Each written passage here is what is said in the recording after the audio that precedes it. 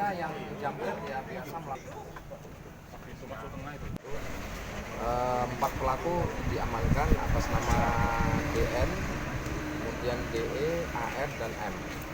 Ini mereka ini sebagian merupakan residivis ya. Yang 2 residivis jambret, kemudian curanmor, kemudian curat sepeda motor. Yang bersangkutan awalnya kita tangkap dalam perkara curat, kemudian kita kembangkan bahwa bersangkutan juga melakukan peristiwa jambret di seputaran Palembang ini, sehingga kita ada menemukan beberapa lokasi kejadian. Para korban ini sedang kita ini ada 3 atau 4 kejadian jambret yang dilakukan oleh salah satu di antara 4 pelaku ini.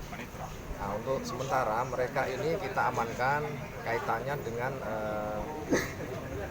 kejadian curat, pencurian kendaraan bermotor, di mana pada saat korban bertamu ke rumah seseorang, kemudian begitu keluar sepeda motor sudah tidak ada. Kemudian kita bisa tangkap 1, kita kembangkan lagi ke pelaku berikutnya, dan pelaku yang berikutnya kita tangkap ini merupakan residivis.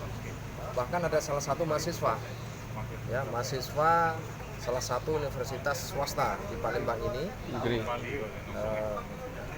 bukan swasta ya, negeri, ulangi, yang ikut berperan di dalam kasus curat tersebut.